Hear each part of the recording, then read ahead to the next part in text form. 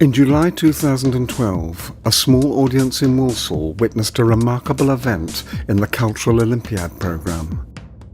Life is a Game was a groundbreaking application of creative digital technologies to the world of wheelchair-bound young people living with a life-limiting illness in the West Midlands. Enabled by Acorns Children's Hospice, and with the specialist expertise of West Bromwich Albion Electric Wheelchair Football Team, the University of Plymouth IDAT Lab for Creative Research into Digital Art, and Rosetta Life, this research project explores how the imagined experience of actually being in a computer game can empower wheelchair-bound young people by offering them a world of virtual movement and active physical embodiment over which they have some control. And this year was the first year that we dedicated it to working with young people and children. And one of the exciting things for me about this year is that children have had the opportunity to work with Mike Phillips. Yes, we've had the amazing pleasure of working with Rosetta Life, with Acorns, and these amazing kids as well, trying to really create a parallel universe which was designed entirely by the children.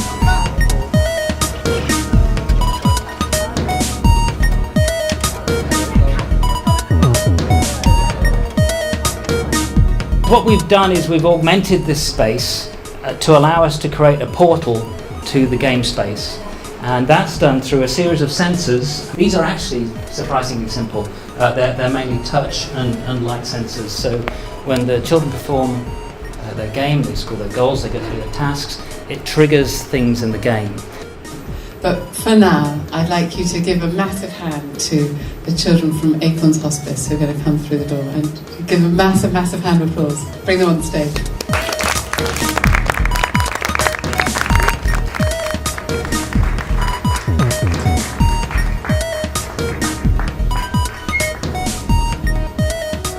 What we're looking at here is a bunch of kids in wheelchairs playing football. And then in a parallel universe, there's this game running, and we're decoding them in real time and placing them in this 3D game environment, which Lance over here has built with assistance from other members of IDAT. You're going to see a visual representation of everything they're doing, so how about this?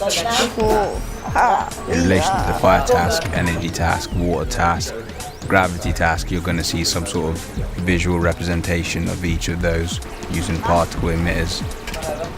This basically captures their activities by a bunch of sensors which are attached to the various activities that they do on the ball and the goalposts and things, these cones that are dotted around. So whenever they perform a task in here, it is replicated in the game environment and triggers the activity that you'll see shortly. The action takes place on a planet called Diamond Era. Yeah, that's right. And suddenly, from another planet, dun dun dun, in comes a baddie. And this character that you created, this terrible, evil, nasty character that comes in looking for your diamond, he had horns and a tail and he was covered in slime. And can you remember the name of the planet he came from? Planet Gangrene, yeah, sounds pretty awful. So this baddie, who today is being played by Paul from West Bromwich Albion, is represented up here, but you are going to try to keep your diamonds and defeat Gevil. And what do you have to do to save your planet? 4 challenges. 4 challenges. Life, gravity, energy, water as well, yeah. What you're going to see up there is this really interesting planet, the Diamond Era, where the design that these kids have come up with has created a bunch of avatars, a bunch of kind of super characters who perform various tasks against a rather unpleasant creature called Evil. Right to steer. I mean, they've been very active in designing these characters. You know, they put a lot into them. So what I hope we're doing here is we're kind of manifesting that persona in this game environment. On the moon. The moon? Yeah, because Jake's, some of them have got more movement than others. Jake's got no movement within his body, right, other than his hand, which he uses to drive. Yeah. So Jake's would have to be centred more around his chair. Okay. So he's thinking like on the moon, but have them like the old Jetsons used to go along, hadn't they, in their little backpacks and fly along, so that he can be using his chair movements rather than his own movements onto the characters. Right. So we could look at how you could modify some of these things. So with your hand, you could actually activate things. So what we've got to figure out is what moves, whether we capture your moves or whether we just animate your moves. Shrek is motion captured, I think. So what you've got there is the actor walks around, where they cover the person with loads of little dots, and then they capture that video of the person talking, then they map those dots onto a 3D model. So then the 3D model starts talking whenever the character talks. Now, we can't quite go that detailed, but we can capture movements, our movements. We may be able to capture the movement of your wheelchair. It's up to you if you want to do this, but freeze, the action is that you have an open palm. Hit your freeze, everyone. So we've got freeze, brilliant. Yeah, that's it. Brilliant, Jake. We are figuring out for them to do specific movements that will control the characters. So, for example, we've got, if we make a fist, the character would do a punch. We had about 4 different moves for flying. So we're simplifying it, so one certain movement is to fly, one certain movement is to punch, and then obviously like 360, like reversing, going forward, that's all stuff they do in wheelchair football anyway. But I think the more they do it now, I think and because we simplified it as well, I think they'll be easier to get it. Once the technology people come in this afternoon, they get to see their characters, I think it'll click. And they'll be like, yes. Exactly what I said. They'll create this character and then they'll take on the role of this character. They are still themselves playing a game of football, it's just that these certain movements create this character that's up there to do something. They also created, completely from scratch, the sound effects that accompany the characters and the moves.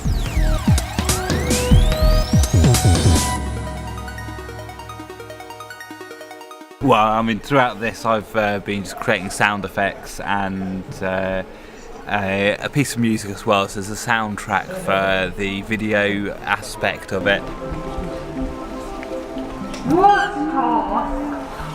Challenge 3, Boulder Bash.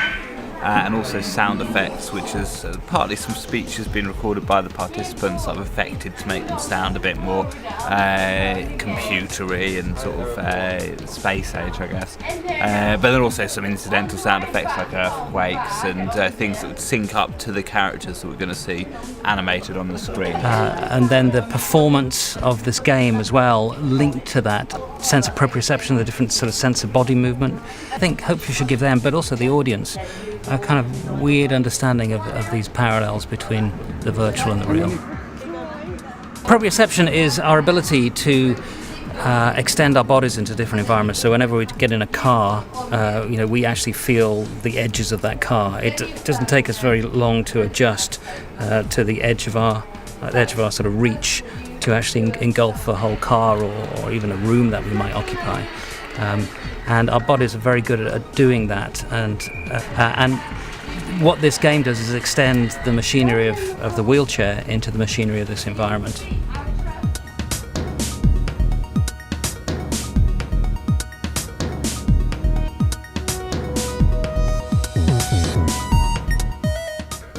Life is a Game marks the beginning of a process whereby digital gaming could offer an unforeseen world of movement and control to young people who have never known anything other than the constraints and limitations of life in a wheelchair.